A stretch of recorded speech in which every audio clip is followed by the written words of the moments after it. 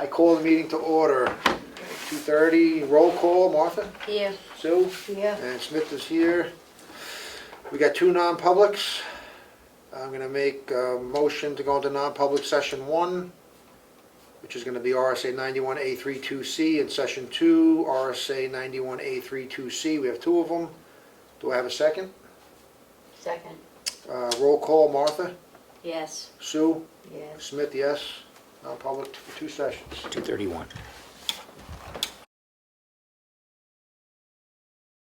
I make a motion to re-enter the public meeting. Second. All those in favor? Aye. 3:26. Make a motion to seal non-public session 1 and session 2. Do I have a second? Second. All those in favor? Okay, the minutes are sealed, non-public. Next agenda item is, Matt, you have telephone and postage budget lines? So if you recall last year, TJ had a good idea, and we did what he wanted to do, which was to take the vehicle and equipment maintenance lines out of all the different departments and make one department for it, which makes sense because there's a lot of sharing of stuff and overlapping, and it made the highway budget look artificially high because it was absorbing vehicle and equipment maintenance for other departments, things like that. Along those lines, my recommendation and request, and it comes from Andrea originally, and I in conversations, but it creates a tremendous amount of work for her to get the Verizon bill and then divvy it up amongst department. We actually have 50-something different active phone lines with Verizon, and That's cell phones and everything. cell phones, desk phones, it's all through one bill, but it's all divvied up. And I really don't, I guess, understand the need for it when, to me, that would make more sense to all go under government buildings. And it's not like, so any new phones that get purchased, the device goes through me, I put those orders in, no one's adding lines to their plan. It's not like there's a big potential for like people overspending or abusing. Any order goes through me anyway.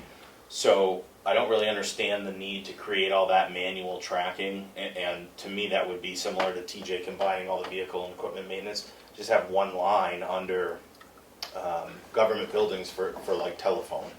That makes sense to me. I'd like to do that if it's okay with this board, and a related but separate issue would be postage. So the only thing that postage isn't really something that I would think people can abuse, because there's no like, I don't know what they would do to abuse that. Kelly has a lot of things that she has to send out by law, and our office sends out what we need to, but we're really the only two departments that send out a lot of letters, and yet we separate every single electronic stamp that's purchased gets attributed to one department, and I can't foresee the need for that level of manual tracking and stuff. So internet, phone, and postage, I would like to have those be comprehensive for the whole town, just under government buildings.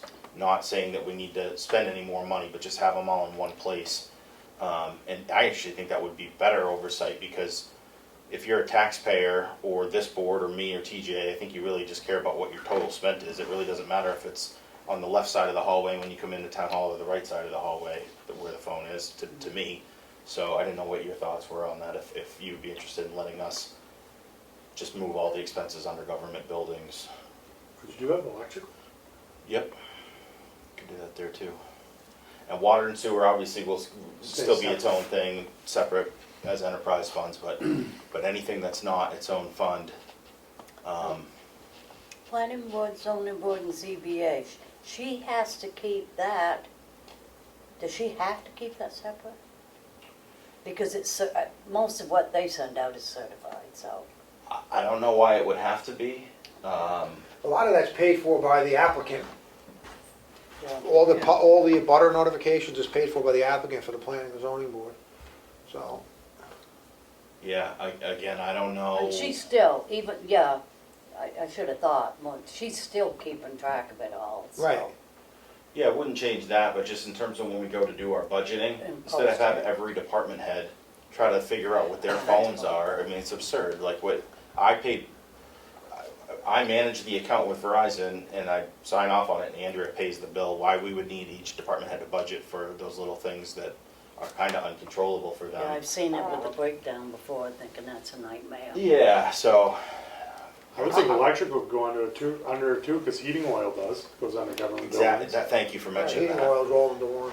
And so I agree, electrical should be too. This is, Right, that's not, the lights are on, the computers are on, it's not, again, to your point. you're not how you bringing it gonna- home with you and stealing you're it not- or something. How you gonna so abuse the it's- electrical? yeah. Right. The only thing I keep separate's electrical for water and sewer. It will Right. stay the same. And That's would stay the required. same always. So, I'm not opposed to making things more streamlined and efficient. Me either, me either. And again, if it doesn't work, we can try something else. Yep. But, And Andrea said, you know, if she had to, she probably could create reports that would detail it, even after we combine it. If there was like some forensic accounting that needed to be done to investigate something, it could be done, but on a regular, everyday basis, Right. it would be, you would stop wasting your time. Yeah. I think it's a good idea. I do, I think it's a good idea. Good Awesome, idea. thank you. So we have, you got anything else? That's it for that section. So this is we had a couple meetings ago, we talked about, TJ, about bringing, since our commercial hauling is gonna be down 50, no, actually no more commercial hauling, which is 50% Yep. of our revenue to Camp David, the sewer treatment plant, or this, not a sewer treatment plant, it's, what do they call that place? Just our lagoons, Lagoons. treatment plant. The conversation was about opening up to adjoining towns to get some of the revenue back, and we just had to validate that there wasn't a prohibition anywhere, and there isn't for us to do that. So I think that's a good strategy, otherwise, the revenue coming into that place is gonna seriously take a beating, and one day it's gonna need some money there to be spent, That's so. right. So How would you do it, though? this is what I got thinking. I was thinking about it while I was gone, but is there any way we can restrict to like 2 bordering towns or We can do 3? whatever, the board can set a policy of whatever they want. This is my reasoning. If we start taking all bordering towns, there's a lot of towns that border the town of Ossipee. The town of Ossipee taxpayer should benefit from this close hauling before any other town does. That's my opinion. Do you agree? Say it again? So the town of Ossipee taxpayer should Right. benefit from the deducted price that the hauler's gonna charge them because they can haul it to Ossipee before anyone else in another town does. Right. So if we just did 2 outside towns this first year, so we're not shutting things off in September, I don't know how much we're gonna get, do you know what I'm saying, without trying it? So you wanna just bring in 2 adjoining towns? And which- not big towns, like I would do like Effingham and Freedom. you pick them, I'm not picking them, but I would do a smaller 2 towns. I wouldn't do like Wolfboro or Moultonboro, which is bordering, I wouldn't do that. F&M and Freedom, they're both small towns. Yep. And I would just try it, and then if it comes out that we can take more and we're not shutting things down for our 960,000 gallon quota in September, then bring in more. Oh, you don't want us to go over capacity, you mean? Well, because if we go over capacity in September, there's September and October and November that taxpayers in Ossipee aren't gonna be able to have their No, of course, material out here. So if we only brought 2, that's true. We could try it. Right, ramp it up or down as needed. yeah, Yeah. it would be nice to make it immediate so we can get a little bit this fall, because we are. Okay, so what, you said you don't wanna pick the towns, but why not? You don't wanna Because beat I'm the ones that's. You just wanna say he's picking favorites? Yeah, I mean, I live in Dearborn, and I wouldn't pick that one, but I don't know. Why wouldn't you? Yeah, it's one of them, and that's a good one, because it's small. But I wouldn't, my suggestion is try to get a smaller town to start, a couple smaller towns. Freedom, Effingham, and Tamworth, or is that too much? Yeah, that sounds, You could try that.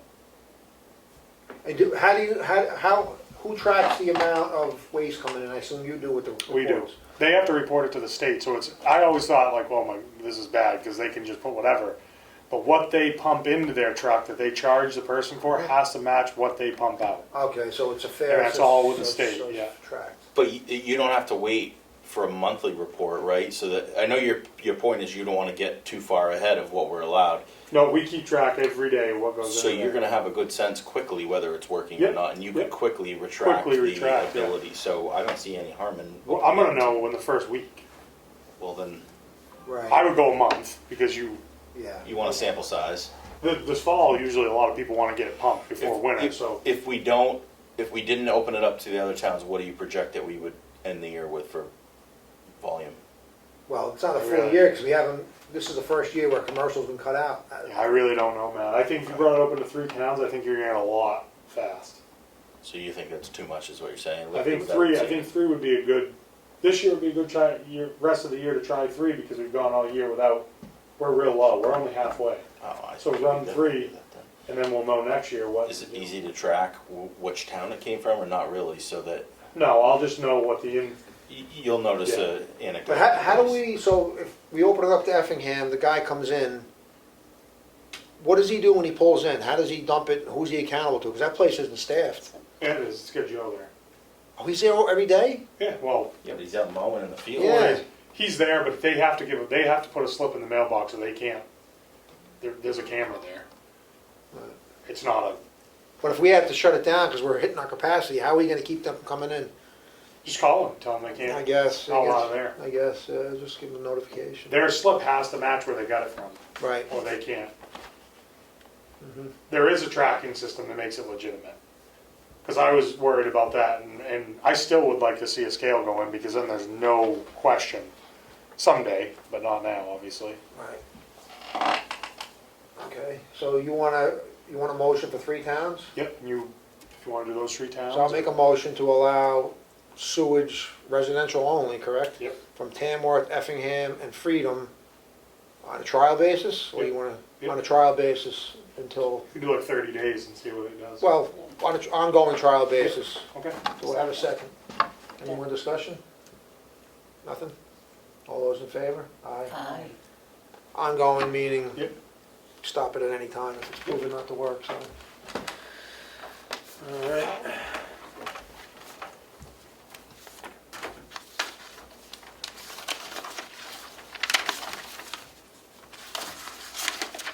So just for the sake of time, I'm gonna go through a couple of these things because we have auctions opening and department head reports downstairs, right? So we got these petition and poll licenses.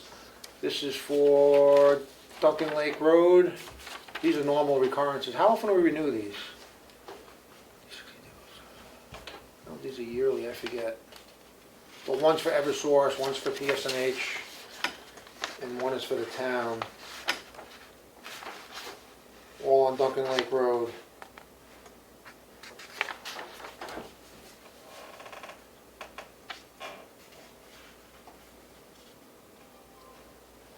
I'm just checking one thing.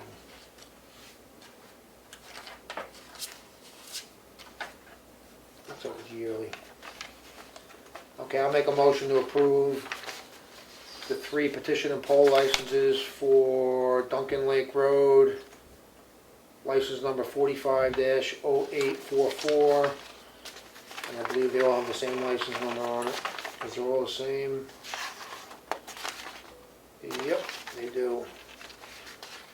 Do I have a second? All those in favor? Aye.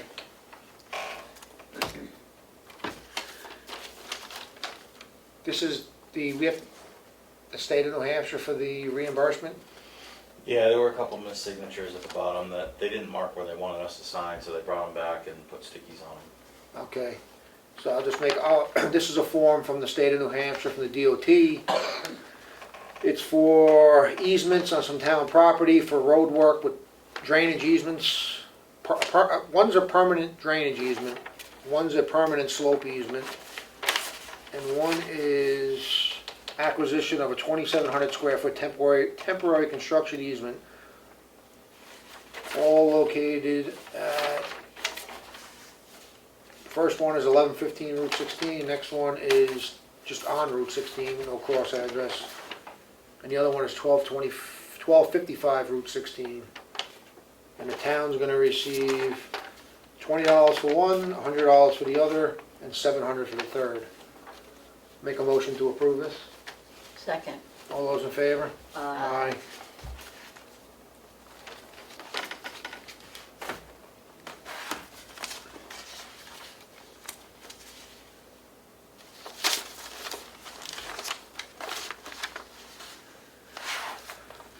So we have this election day continuity of operations plan. This is something that they recommend through the Secretary of State's office, but it's not a requirement, right? It's recommended. But just if something bad happened downstairs while the polling was going on, water pipe broke, ceiling collapsed, this just gives us a rough idea where we're gonna move it to, and simply it's gonna invite, TJ, did you read this yet, or get a I copy of have this? not. Let me give you a copy before I even So this involves the highway.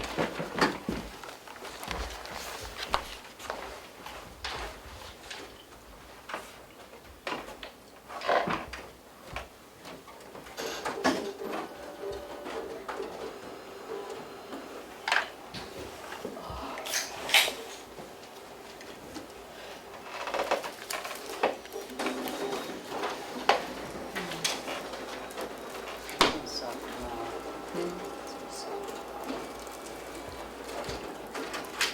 What time do we get? Just read it before I make a motion to approve it. It's pretty straightforward. They open the polls at 8.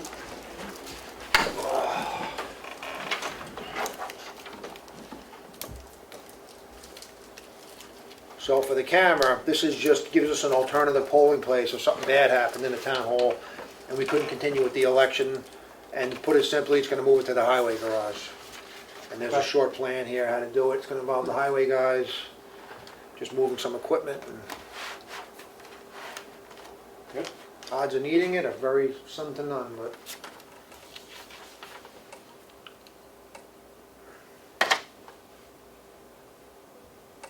Perfect. You got any questions or issues with it, or?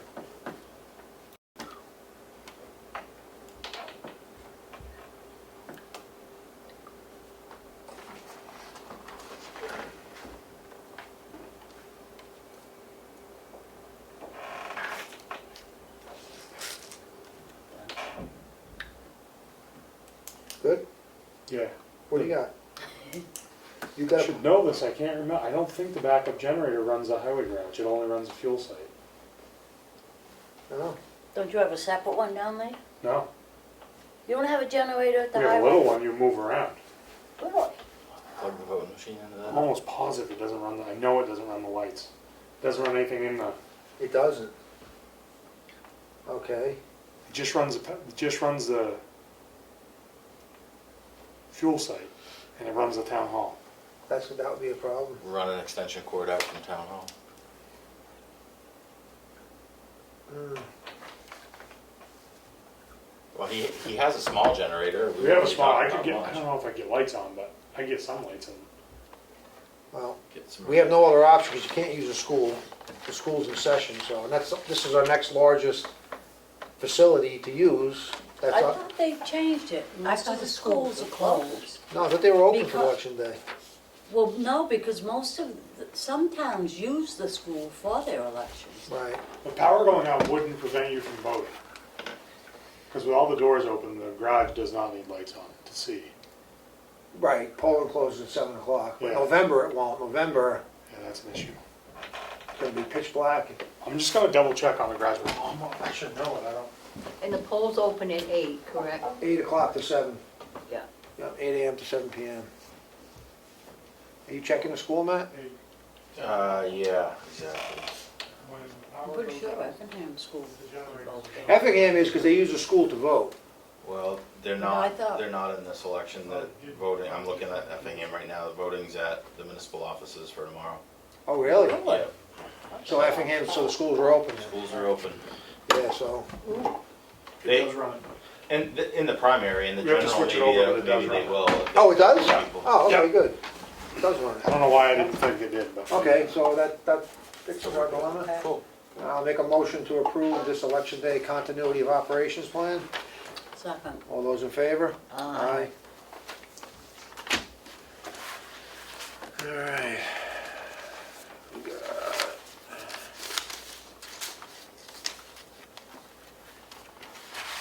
We have this,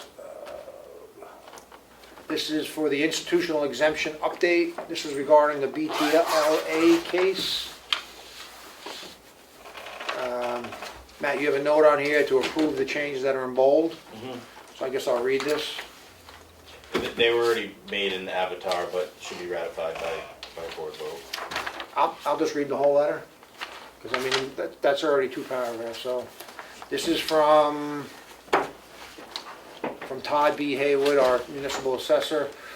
I am sending this memo to update you on the status of the institutional exemptions in Ossipee. As a result of the BTLA's August 10, 2022 order, the assessing office has requested on-site inspections for each property seeking the institutional exemptions. As of this date, not all applicants have been able to accommodate the inspection. However, there are additional appointments scheduled for August 31st. The remaining properties to be inspected are long-standing houses of worship.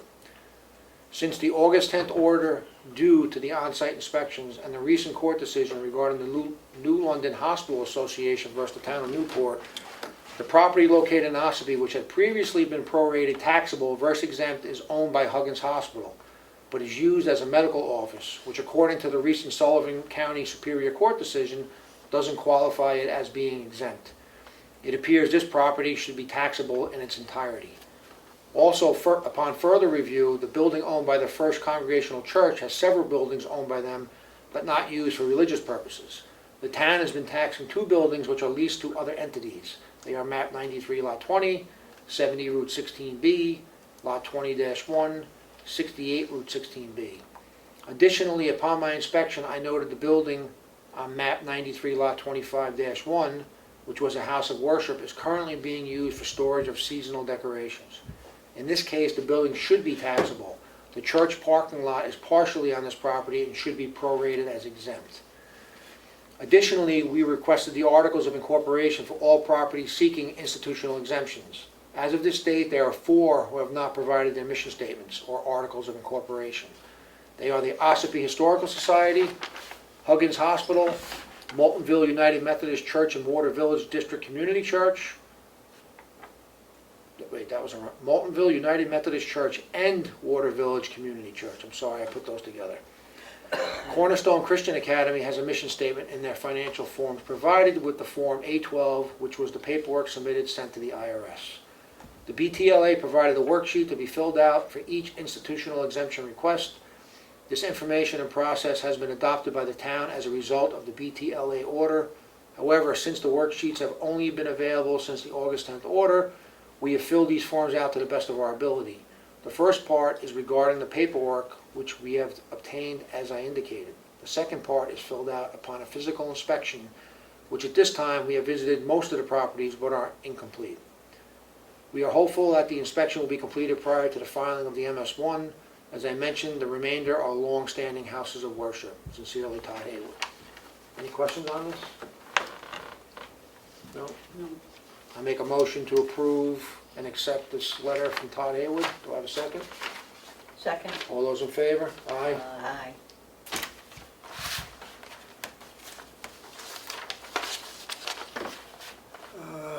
You want me to read these? You guys want to adjourn until downstairs? We do something down there. All right. We'll do these downstairs. Well, we have the 12, how many properties do we have to open? 8? We have at least 8 envelopes Yeah. with bids. And then department head reports, so we'll be, awesome. But I'll save those. There's some warrants here, you want to do that? Just trying to speed it along, so we got time, so we're not down there for, That's 3. for the sake of time. So for water and sewer warrant in the amount of $337.55. It is for 1, 2, 3, 4, 5, 6, 7 properties. I'll make a motion to approve this water and sewer warrant. Second. All those in favor? Aye. And it's number 20-112. I think that's our tracking number for the warrant. I have a water and sewer warrant in the amount of $109.18. It's for the one property, and it's number 22-113. I make a motion to approve this. Second. All those in favor? Aye. Aye. I have a water and sewer warrant in the amount of $36,118.57. This is for multiple properties. This is the normal monthly bill. It's number 22-111. Make a motion to approve this. Second. All those in favor? Aye. All right. Anything else before I make a motion to recess? The minutes, you want to vote approve them? Okay, you want to do it or you want me to do it? Go ahead. It's 22nd. That's it. Okay, I got the Selectmen's work session meeting minutes from Monday, August 22nd, 2022. I make a motion to approve these minutes. Second. All those in favor? Aye. Okay.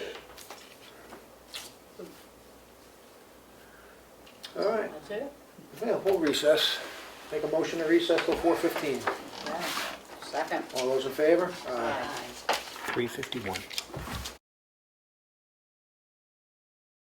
Okay, it's 4:15. I'm going to reconvene the meeting. Please stand for the Pledge of Allegiance. I pledge allegiance to the flag of the United States of America, to the republic for which it stands, one nation, under God, indivisible, with liberty and justice for all.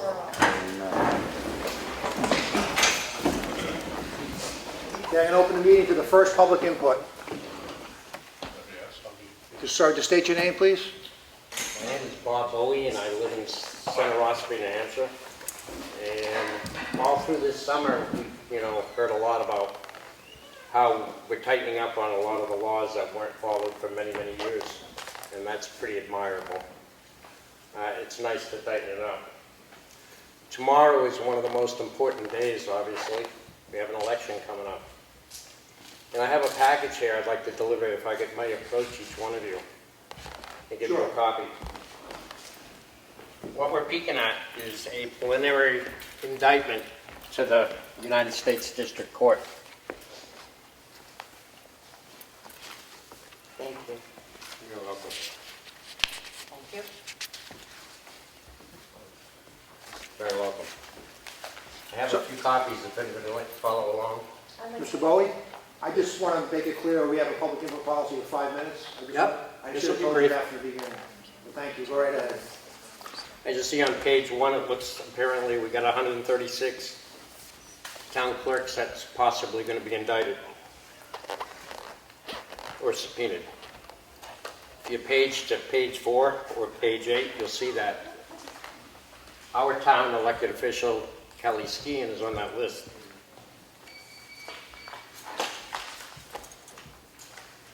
As we page forward just a few more, we can see that the USC codes that apparently have been violated in their last election. There's 3 of them. They're all highlighted. So I guess townspeople, as we are townspeople, we're looking for integrity, honesty. We're looking for federal law to be followed. We're looking for all election material to be held for 22 months, according to federal law. Last that election, it wasn't handled. We had 9 towns out of Carroll County violate federal order, federal law. And our town being one of them, that's very concerning. So since we're following laws, we're looking for your commitment as elected town officials, which makes you election moderators, election officials, to follow the federal guidelines and make sure that those records stay for 22 months. We're looking for that commitment. And we as townspeople have that commitment from you. You're welcome to have that package, take it, review it. The only missing evidence out of this indictment would be the zip drives with the actual 3 videos of video evidence.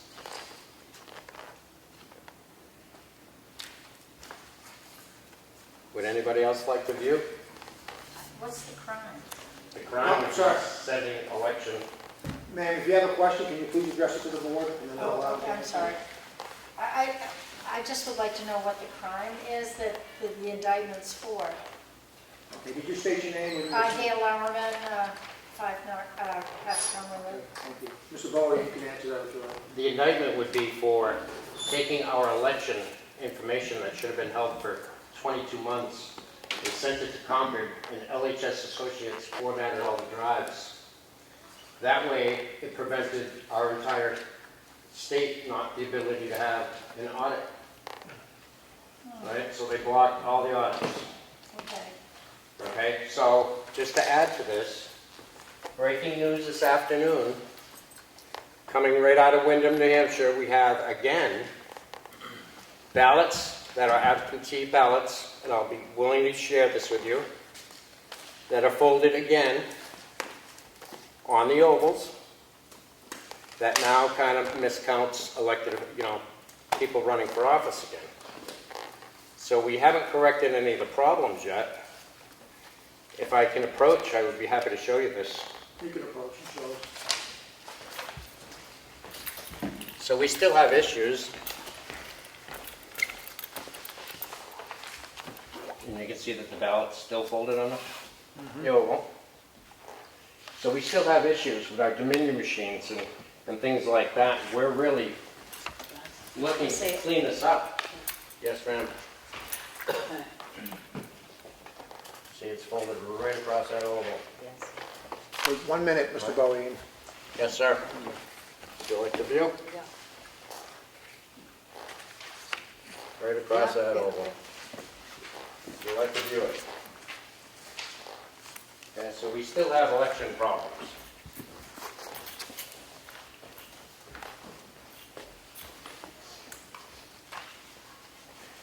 That's pretty much all I have, but I think that tomorrow's a very important day, and I think that we as citizens have the right to know, to view, and I would like to poll watch tomorrow as a citizen.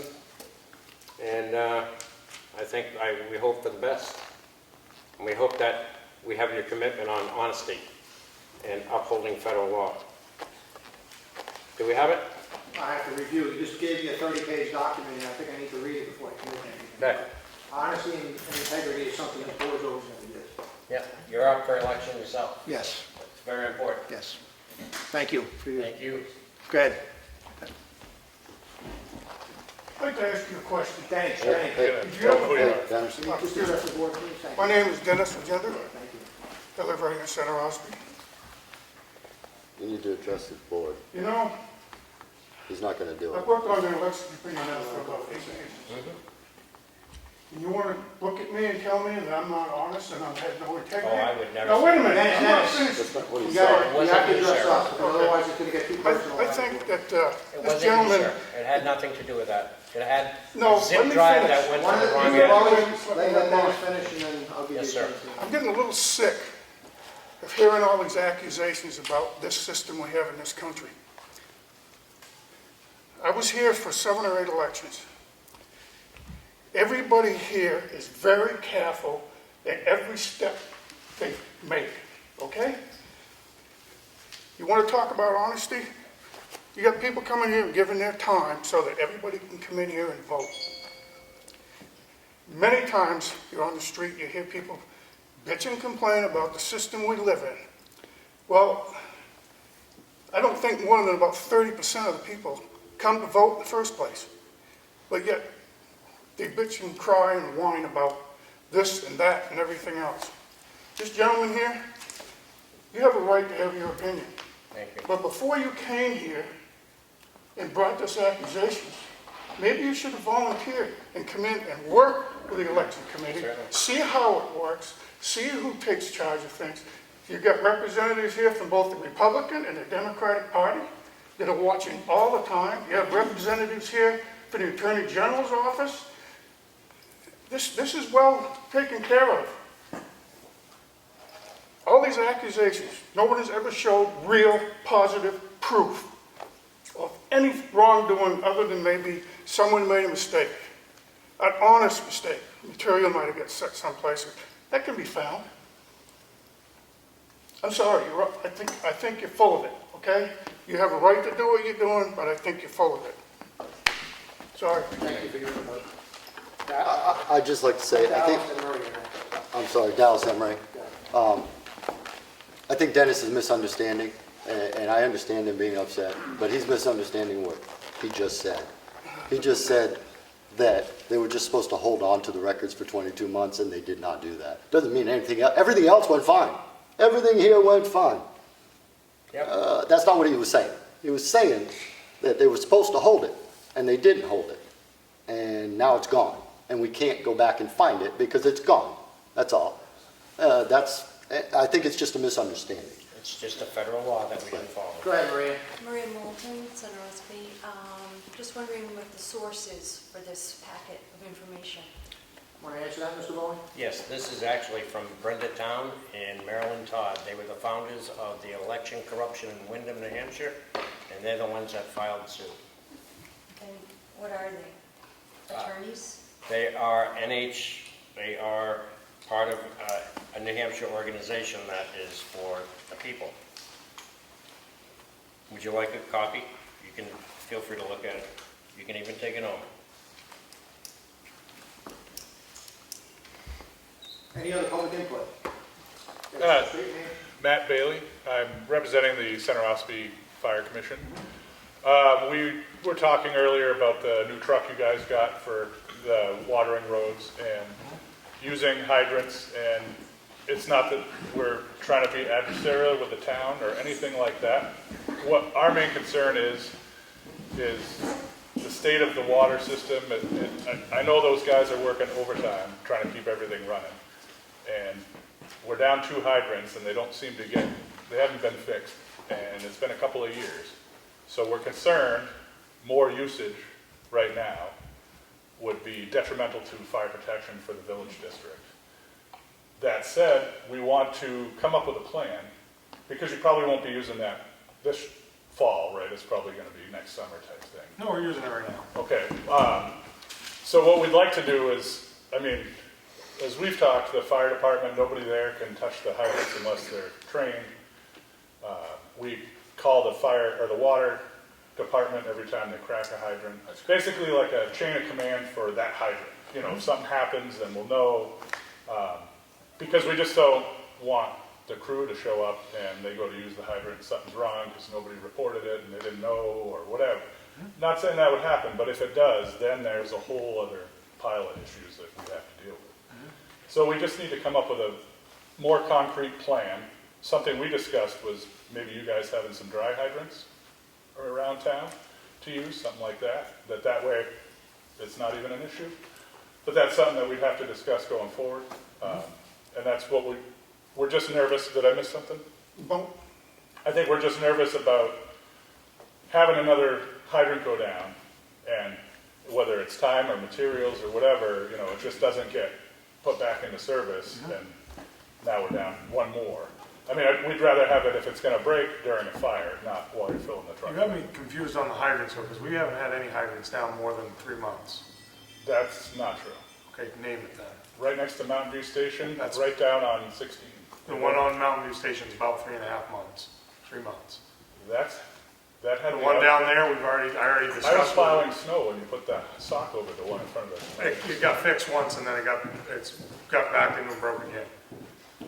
It's leaked, there's a valve leaking down below. Yeah. We are gonna fix. We have an advisor that we have to use, which is Dawson Excavation, and it's on the list for him to fix it. I can't hurry him up, he's busy. The hydrant that's down on Route 16, I've already addressed with multiple people from the fire department. We're gonna move it, but I refuse to fix it, because if we fix it, we're gonna be right back in the same boat in the spring, because there is a water vein that runs through it. I've already gone through this with them. But that one by the Mountain View Station, other than me calling Jake and having him here, that's on his list. We had 2 water breaks come up that he had to do, and he had to clean both of our lagoons, which took him off the work that he was doing. And there's hydrants real close to that. I talked to Dana too, there is one right there. So he's gonna get it before winter, but that hasn't been down 2 years.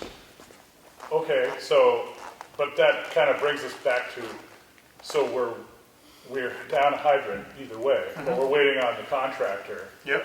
So we're still down a hydrant. And that's we just need a better plan of, we're not very comfortable with just picking a hydrant out, wherever you're close to and just drawing off it. Nobody knows what you're touching. I just want to ask a question. Hydrants are one of the most rugged things in the world. They're almost indestructible. Almost. I've opened thousands, Dana would know, and I've never broke one opening it. It just doesn't happen. If something goes wrong with it, it's going to be wrong with it, whether we open it or whether the fire department opens it.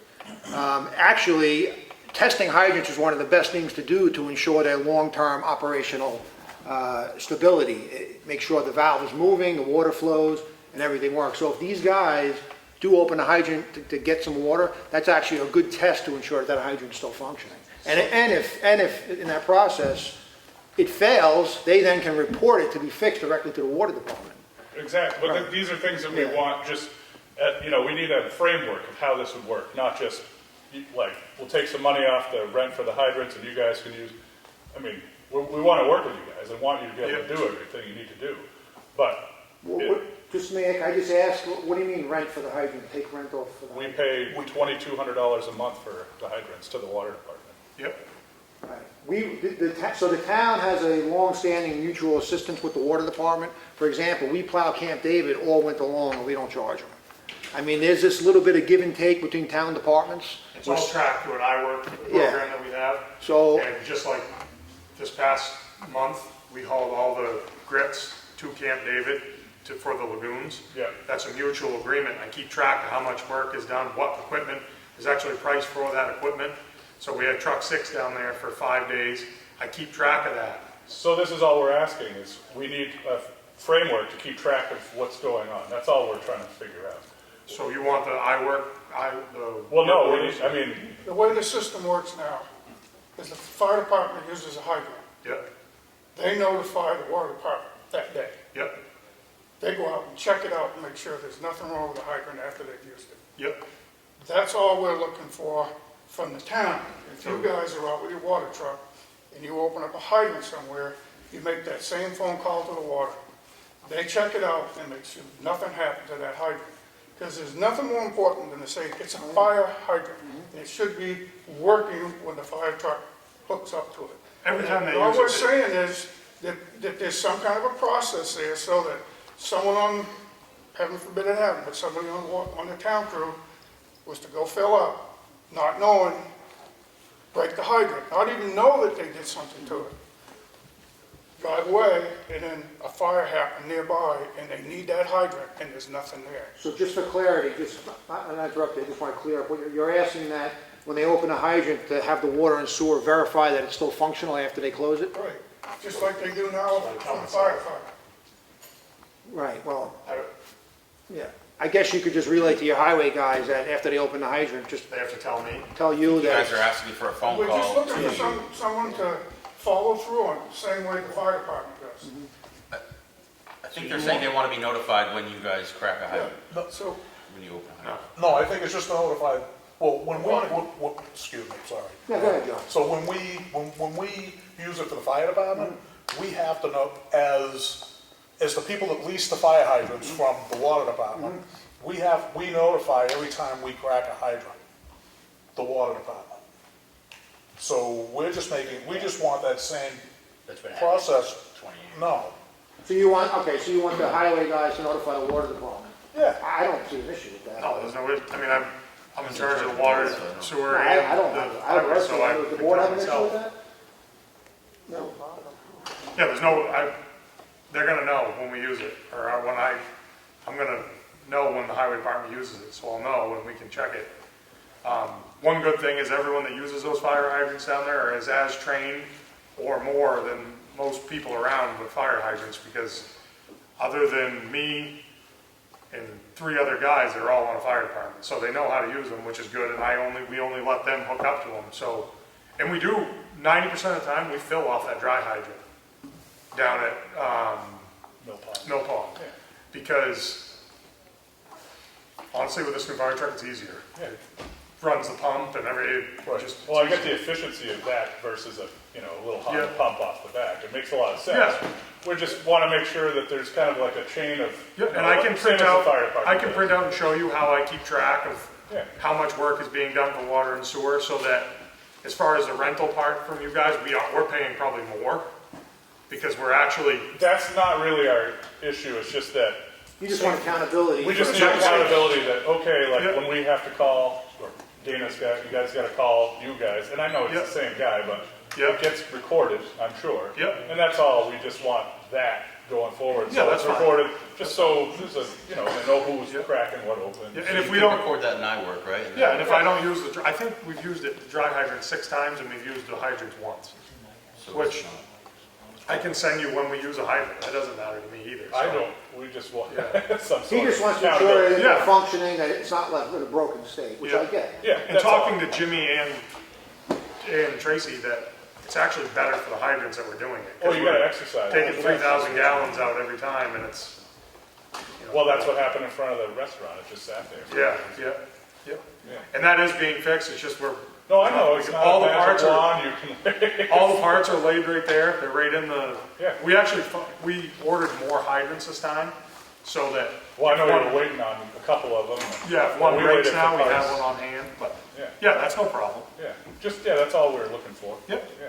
Safety. Yep. We just No, want we agree. the hydrants there when they need it. Yep. The worst thing that could happen is have a hydrant that's not working and you've got a home on fire.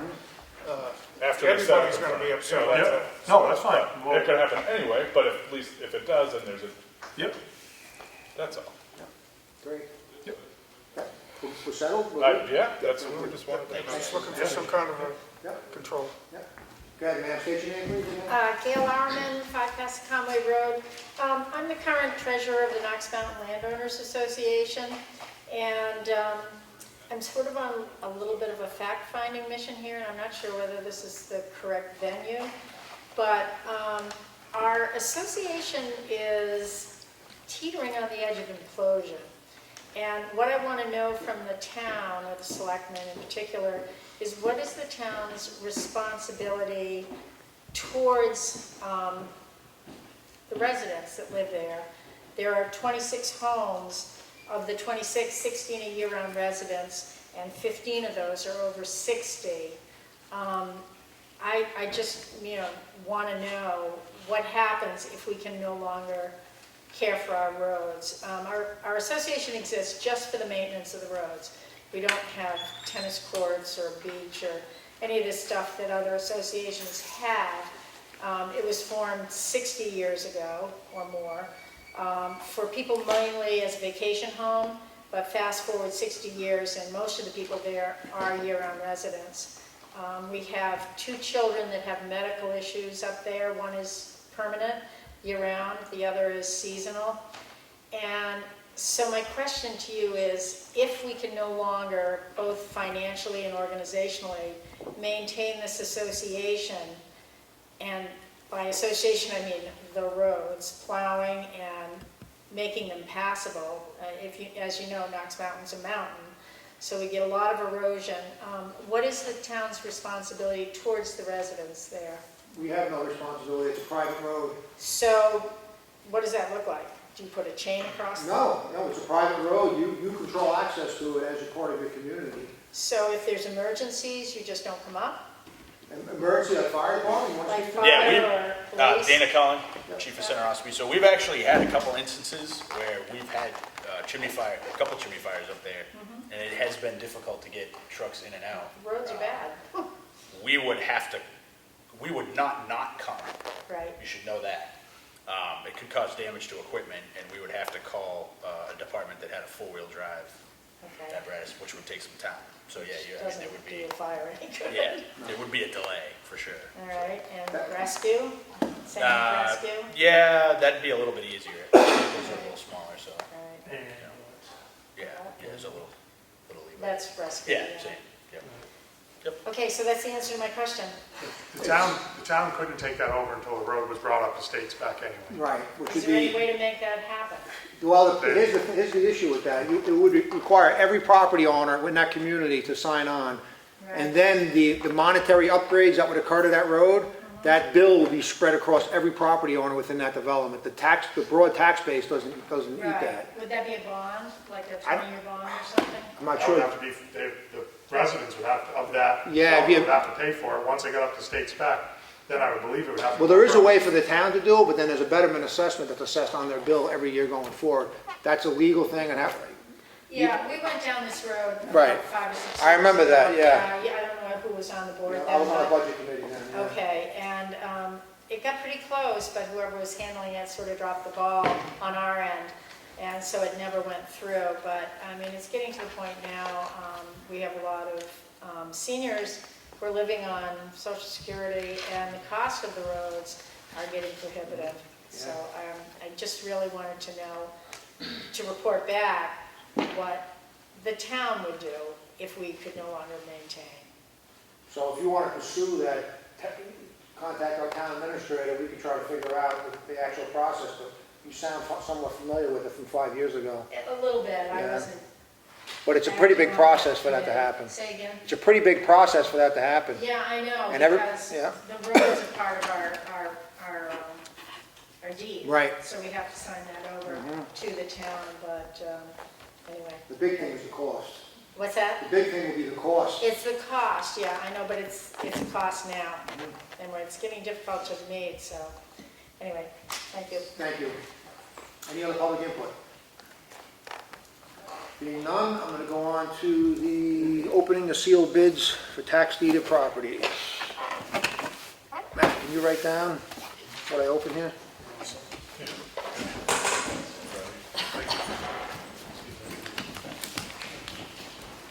Things I marked.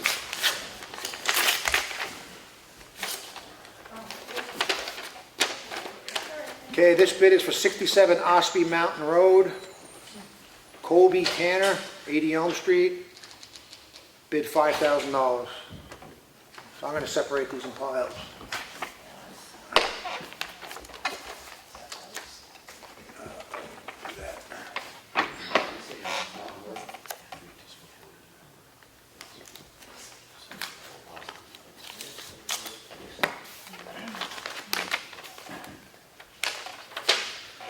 Next one is 48 Stoneview Road, Andrew Brown from 7 Hanson Road in Ossipee, bid $3,000.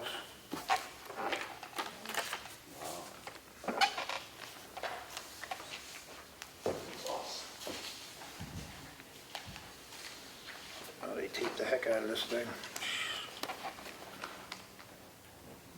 Thought she gave you the letter opener, no? She did, but they got it taped all the way to the top. I got it.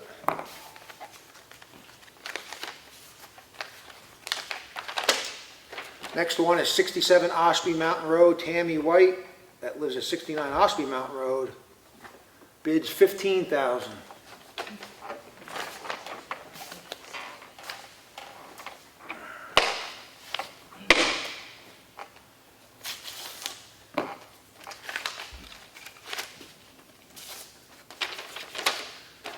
Next one is 67 Ossipee Mountain Road, Brian Adam Wigan, who lives at 20 Huckins Road, bid $25,000.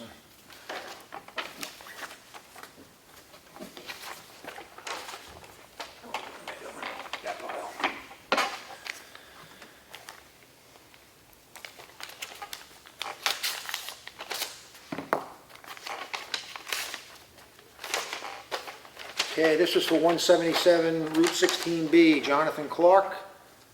He lives in 70 Hodgson Shore Road, it's a summer home, he said. Bid amount, $51,500. $51,500.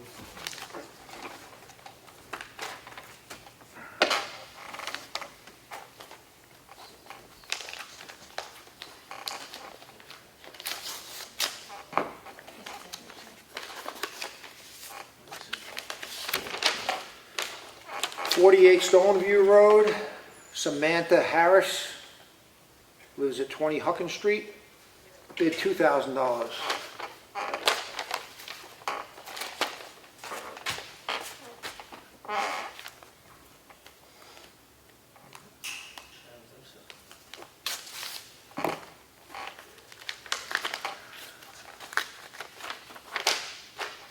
For 177 Route 16B, Kevin Higgins, lives at 639 Moores Pond Road. $1,150.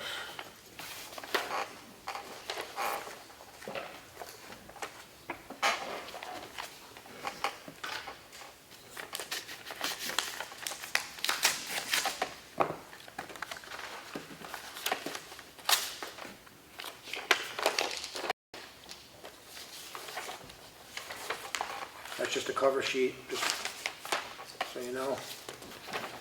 So he bid on all three. Legal name is the Karen J. Parker Irrevocable Trust of 2012. Lives at 86 Haven Road, Portsmouth, New Hampshire. This is for 67 Ossipee Mountain Road. Bid $3,500. Let me keep this right here. The next bid, 48 Stoneview, from the Karen J. Parker Revocable Trust of 2012, 86 Haven Road, Portsmouth, New Hampshire. Bids $4,000. 177 Route 16B, same person, Karen J. Parker Revocable Trust of 2012, 86 Haven Road, Portsmouth. Bids $8,500. So I'm going to separate these all up. Actually, I'm going to keep these all together right here.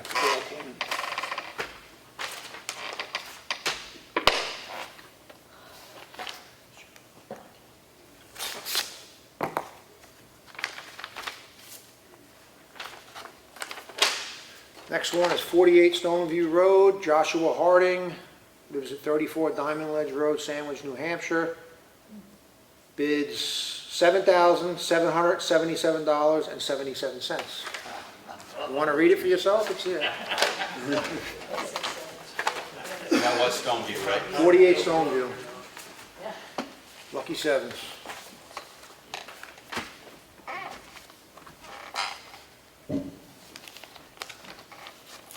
This thing is dull.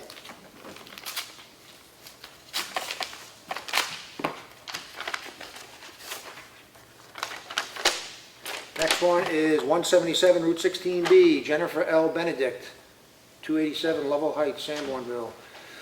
Bids $5,557. Get that, Matt? 5,500. $57, no cents.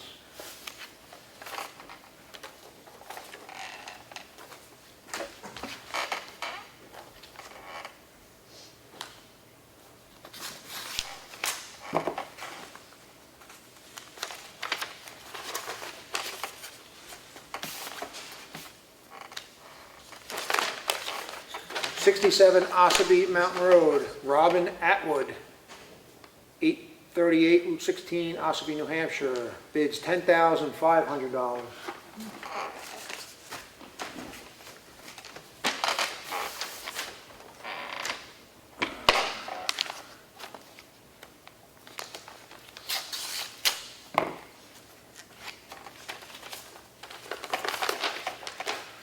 '67 Ossipee Mountain Road, James Lowry or Assigns. James Lowry or Assigns. P.O. Box 741, Wolfboro Falls. Bids $8,800.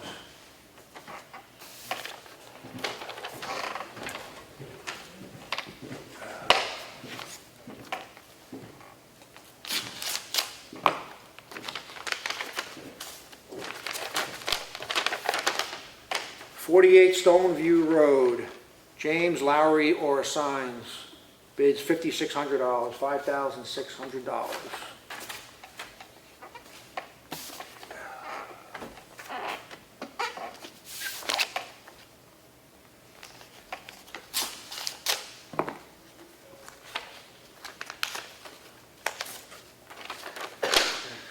Next one is 177 Route 16B, James Lowry or Assigns, P.O. Box 741, Wolfboro Falls. Bids $11,800.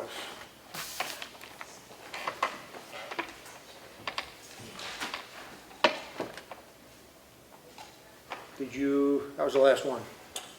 Okay, so What did you compile? what I heard, if I heard it right, was 51.5 for Clark on 177 Route 16B. Okay, I'm gonna go through the pile and just confirm.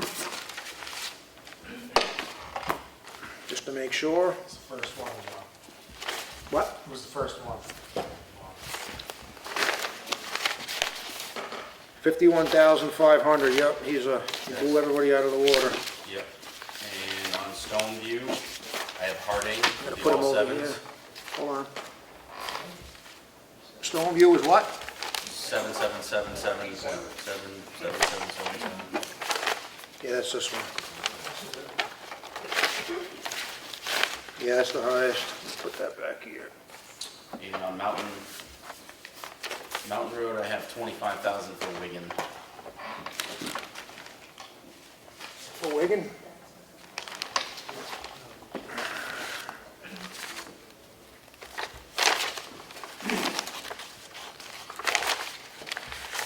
Yep, it's right here.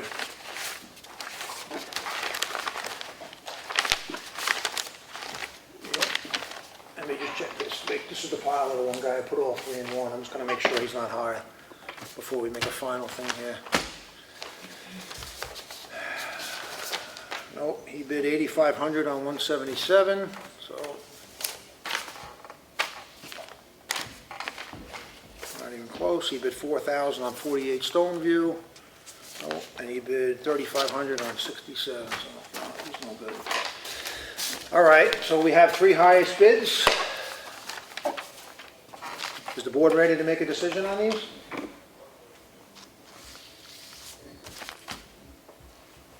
Making a motion to approve those bids, accept them. Do I have a second? Second. Just for a point of clarity, I'm just gonna add in the discussion, the winning bidders are on Martha's motion is 67 Ossipee Mountain Road for Brian Adam Wigan for $25,000.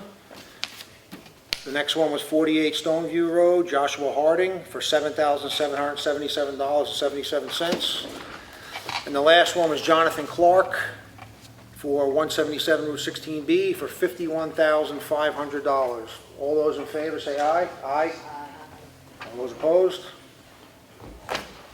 So, Matt, I'm gonna put these in, give these to you right now. These are the three highest.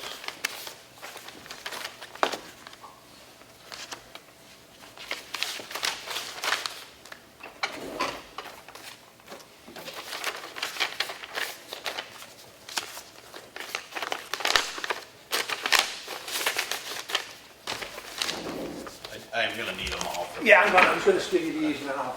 Those are the ones, those are the winners. I'll contact them tomorrow. Yep, I'm just gonna leave these here. I'm not gonna take up the meeting's time to package these back up, so. All right, let's go on to department head reports. Tony, we'll do the PD first.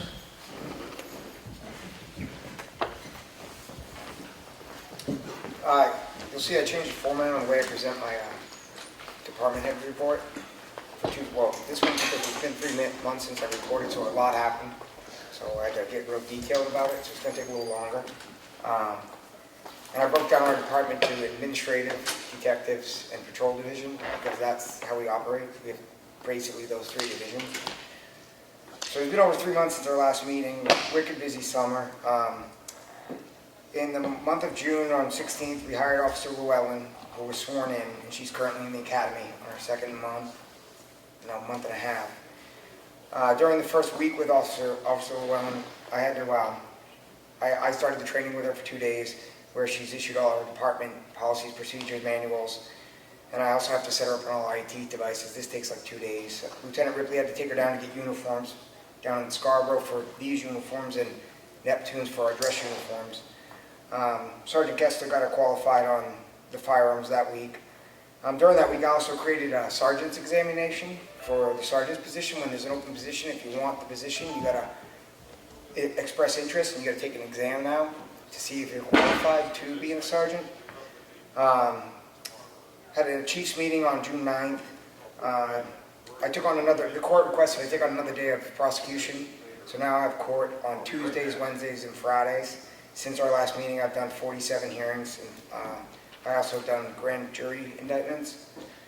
The court takes up a lot of time. It's 9, 11, and all afternoon usually, and it's all spread out. They don't do us by department. The sergeant's test was given on June 29th to 2 officers that were interested. They didn't pass the qualifications expected. They took it very well. They're very professional and accountable. Sergeant Kessler retired on June 1st, 2022, but not before making sure he got all of us qualified on our firearms for the year. With his retirement, his sergeant's duties had to be divided up between myself, Ripley, and Detective Mass. We had an interview on June 6th for the sergeant's position, which went very well. I took Cruiser 6 down to MHQ. That's our black unmarked. We wanted to put decals on it because that was going to the patrol sergeant, so it'd be used more as a patrol aspect. During the week of July 11th, I created a tow agreement to issue for the people that tow for us. This is very standard in most departments because we want them to comply with what we expect them to do when we request them to tow vehicles for the town of Ossipee. Protects us from liability as well. July 13th, I had to attend a prosecutor's meeting in Conway. During the week of July 25th, Lieutenant Ripley completed the new patrol sergeant's background investigation. That takes like a week. The first 2 weeks of August, I was preparing for two big trials that I had to deal with. One of them in reference to the Harris case with the dogs, which didn't go forward. She didn't show up, so we motioned to the court to have them surrender the dogs to the Humane Society so they could be put up for adoption, which they were, which alleviated the town that expense, which was Do you very know nice. if they've been adopted yet? I don't know, I haven't talked to Megan since. She knows she got the. I forwarded her the motion. During those weeks, Lieutenant Ripley had to cover some patrol shifts because being down the sergeant position and Tessa in the academy were down 2, and then an officer takes a vacation, puts us down 3. August 22nd, the new sergeant was hired and he was sworn in on that day. Same thing had to be done with him during that week, but being he's a sergeant, all his training has to be done by the chief or lieutenant. It's got to be a ranking officer. Our K-9 actually had a great track on the Thursday of that week. 2 suspects broke into the storage units over by Buchanan's. They were caught and fled the scene. They were chased by Wakefield, which turned into a high-speed pursuit. They fled. We sent our K-9 down and he located the suspect hiding in the woods, who was a fugitive out of Virginia. He's being extradited sometime soon here. Also during that week, Officer Blackwood was sent to FTO school. Officer Volpe submitted his resignation effective 9/6/22, so now we're losing another officer. With the hiring of Elijah Balzer, the sergeant, and the loss of Volpe, it leaves us down 2 officers. So when an officer takes vacation or is in training, which is often, we're down 3. Detectives Division, Detective Mass, continues to manage our grant, speed, DUI, and distracted driving details. These take a lot of time because you got to submit reimbursements to the town, and as Matt knows, anytime you get to request money from the state, they don't make it easy. During the months of July and August, he also completed the grants for the speed signs and the LiDAR gun, which we got. We got 2 speed signs. I don't know if any of you have seen them. One was already stolen. So, Oh, you're kidding. no. But they stole the one in Tuftonboro too, so someone's like out to do this. So we didn't put our new one up yet. We're going to devise a plan where it can't be stolen, hopefully.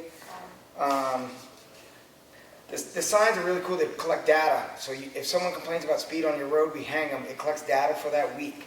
Then we can read the data and actually tell, what the average speed was, what the high speed was, how many cars and whatnot. The LiDAR also is a laser radar gun that allows you to stand out of your cruiser, and it picks up one individual car. It allows you to park your cruiser in a safe location and not have to do with U's on Route 16 to try to turn on vehicles, which is very dangerous. Detective Mass, he had completed Officer Llewellyn's background before she was hired. That took about a week as well. He also continues to manage the social media, review reports. He investigates all felony sexual assaults, which include CAC hearings. Those are done in Wolfboro. They're about a 3-hour process. You got to drive to Wolfboro and sit in a CAC for juveniles that were sexually assaulted. We've taken a surprisingly excessive amount of sexual assault reports over the past few months, which is weird. Yeah, it's disgusting as well. Patrol Division has handled 2,555 calls. This is calls specific to police calls. That's not calls that are like a fire alarm, where we might go to it, but we don't necessarily have to be there.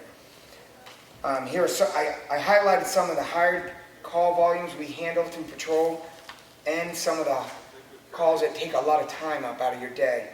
We had 52 arrests over the past 3 months. We stopped 454 motor vehicles, 73 motor vehicle accidents. We had 146 assist citizens, and those are not calls that come directly to the PD. If someone calls the PD direct, that generally doesn't get logged as an assist because the officer takes it direct. We had 106 welfare/suicide checks. Directed patrol, we conducted 153 of them. Building checks were 24. Those were a little lower than I would have liked. BOL, motor vehicle complaints. These are when we're dispatched to a vehicle operating erratically, and it takes officer time to go find it, try to stop it. Sometimes turns into an arrest. We had 98 of those. 54 residential and business alarms. Domestic disturbance and regular disturbance, we had 66. We had 110 calls for officers, as far as someone calling and requesting a phone call.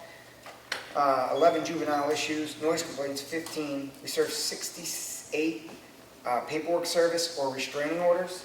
Suspicious activity, we responded to 95 of those. We had 10 criminal trespass.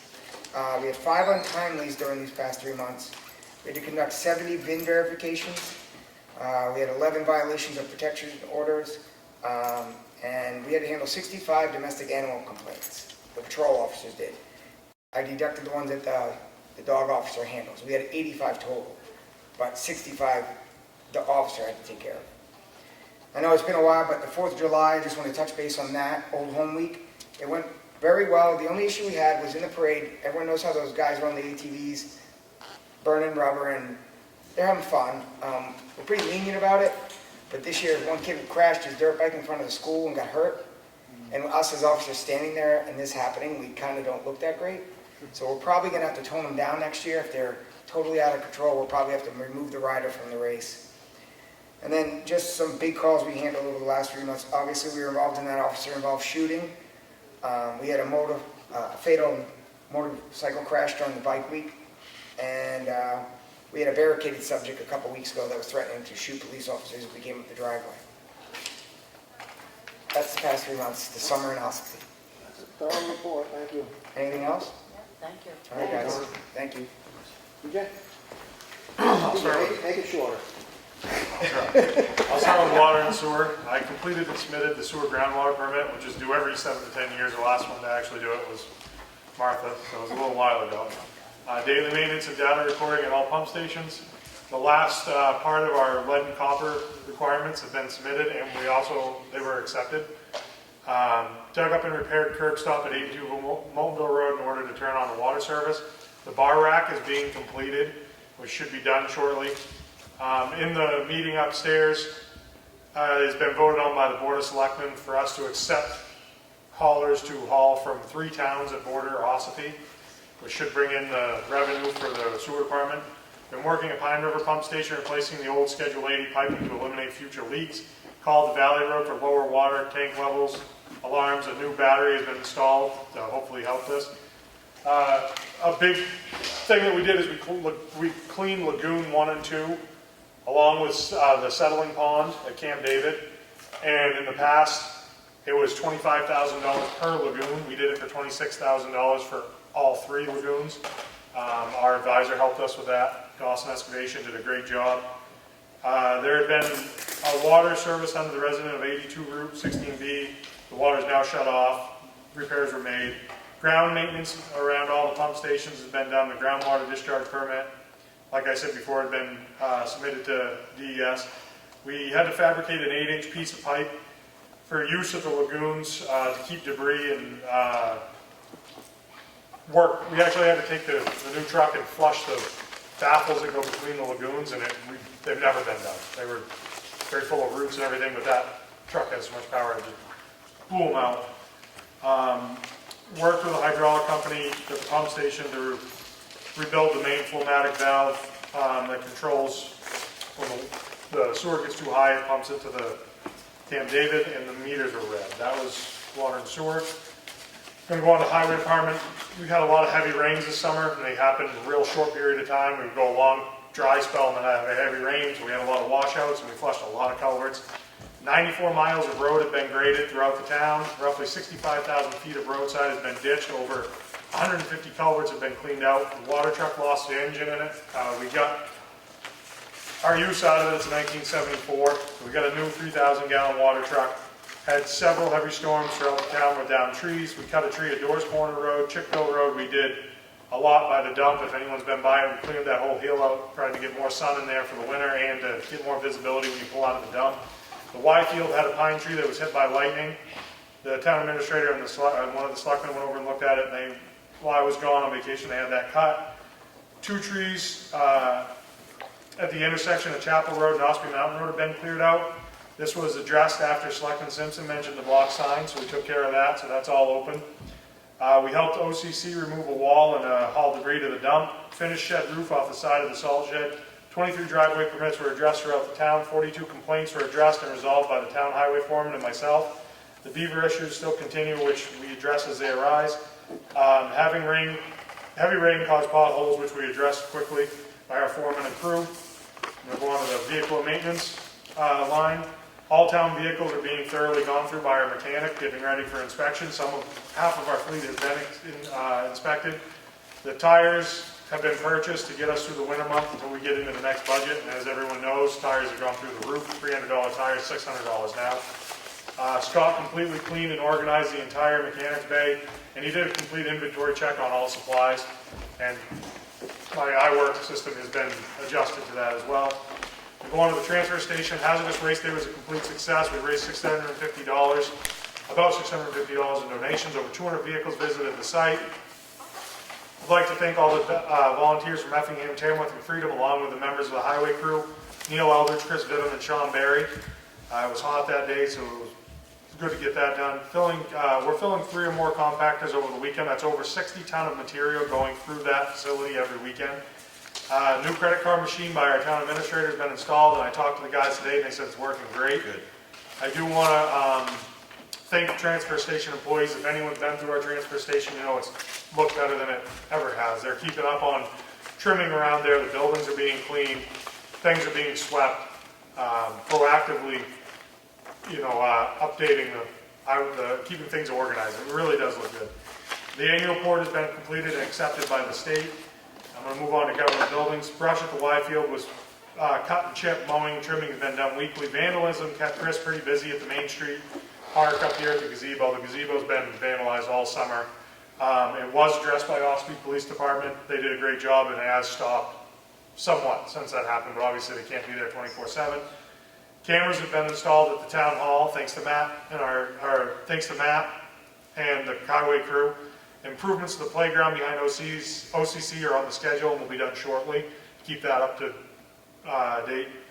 And then there's 2 things I want to just update on. I did receive today the final reports from our dams, and I'm not going to. But one is the hydrologic modeling and dam breach analysis, and the other one is the emergency action plan and engineering report. I received these today, so I'm not going to speak on them too much until I take them home this week and go through them. So next meeting, I'll know everything in these. I did look through them, and they're pretty in-depth, so I want to know more about them before I make them available for everybody, but I'm pretty sure we can make them available for everyone to look at. This will give us our next steps to get engineering to fix it, but let me find out what information is here, and then I'll bring it back to you. The other update, Matt will probably do the same in his report, but the covered bridge, that bridge is prepped to be moved very shortly. I was up there today. It looks like it's ready to be moved. There's a lot that's been on it, but that bridge you'll see across, I think, within the next couple of weeks. The foreman and the crew up there, Matt's worked with them. I've worked with him the whole time I was gone on vacation. I talked to him. Very good guy to work with. He's worked with us. New Hampshire DOT kept everything going. And there's some odds and ends things Matt and I got to figure out with Foyle and Tanner and CPM, but that project is almost complete finally. So That's all you got? that's all I got. I'm trying to go quick. You did. Good. I'll read Kelly's for her. Kelly says, I'm not at the Selectmen's meeting today, as I must be in my office from 3 to 5 to collect absentee ballots. The primary is tomorrow, and polls will open at 8 and remain open until 7 p.m. Because of that, the town clerk tax collector's office will be closed because of the election. In the fall, the general election will be held on November 8th. Again, 8 to 7 will be the voting hours, and the town clerk's office will be closed during that time.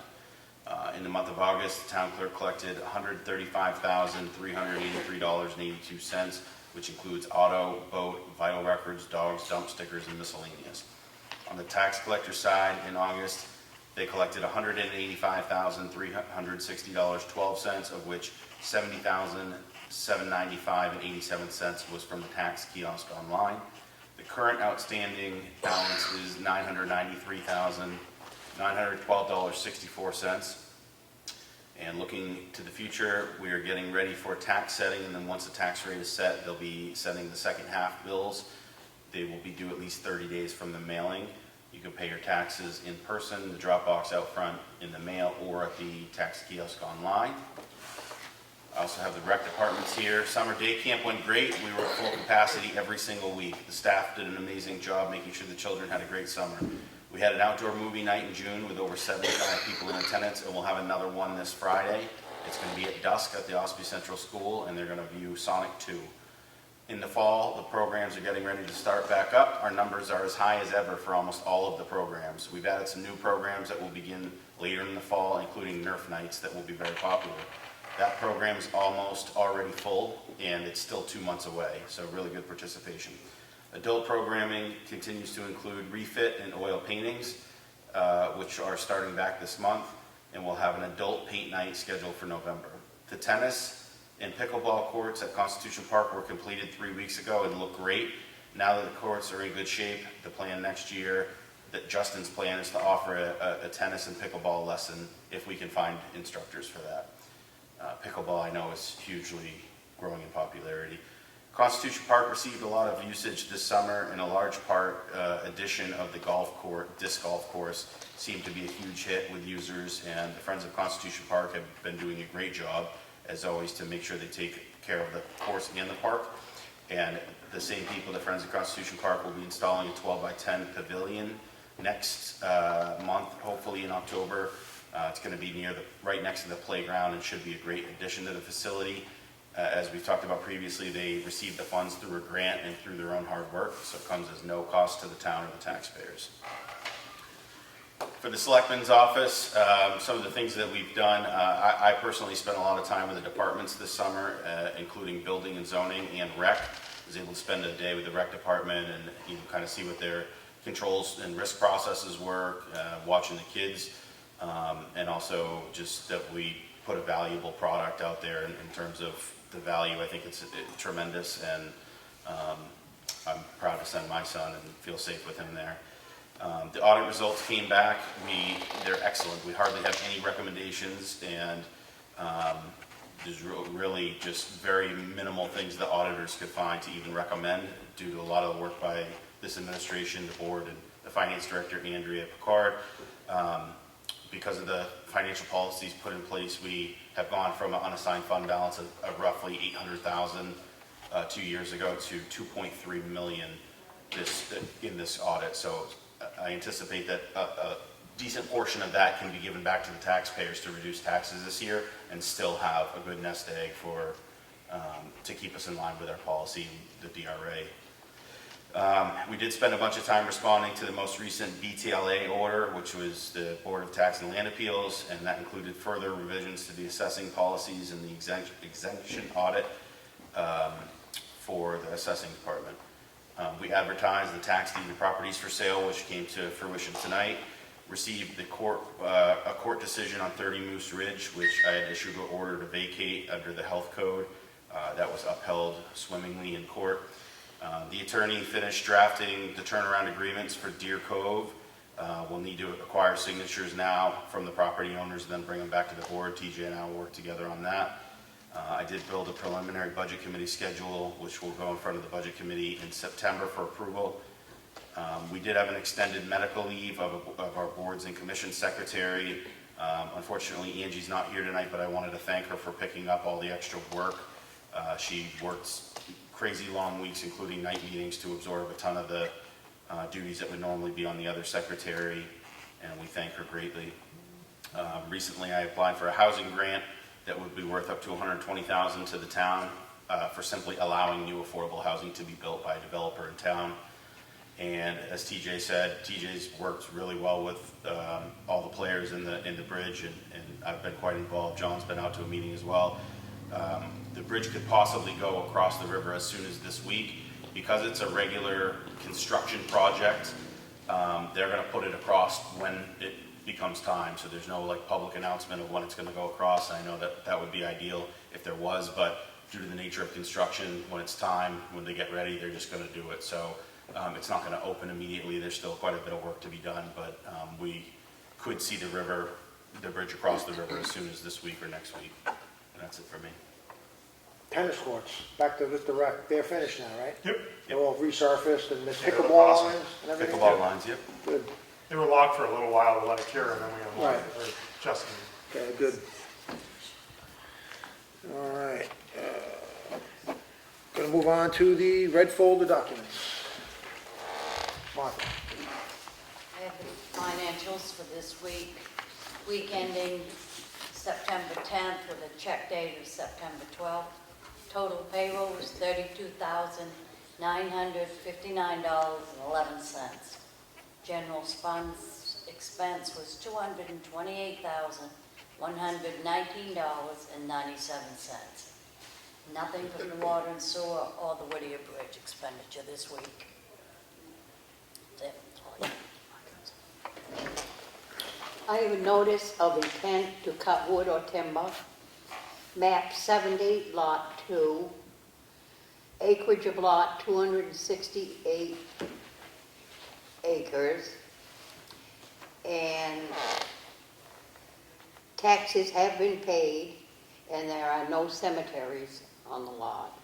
I make a motion, we approve this intent to cut wood or timber. I'll second. All those in favor? Aye. Aye.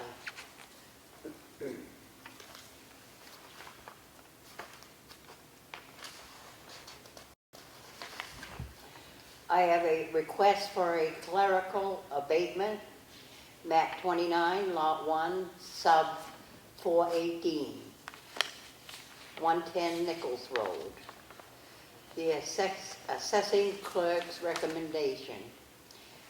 The abatement is for $311. I make a motion, we approve this clerical abatement. I'll second. All those in favor? Aye. Aye.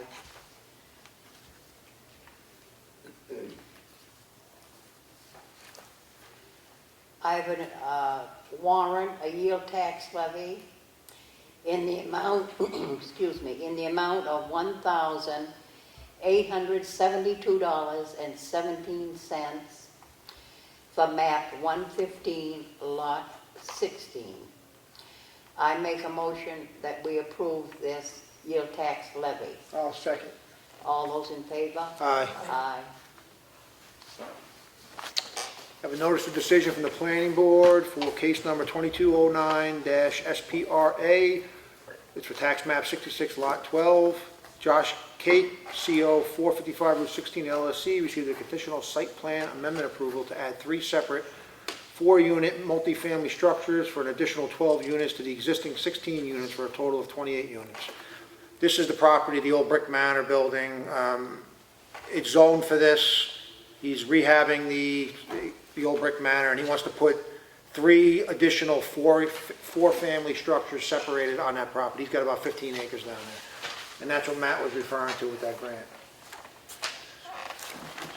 Another notice from the planning board is for case number 2203 BLA, tax map 254, lot 11.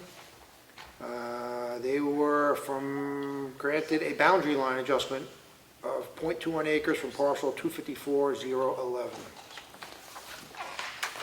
Another case from the planning board, case number 2203 BLA, tax map 254, lot 12. I think it's tied in with this one. Yep, this is lot 11, this is lot 12. The same thing, was granted a boundary line adjustment between the 2 lots. These are in the file for your review. Okay, any other old business? New business? I think we beat it to death. Second public input.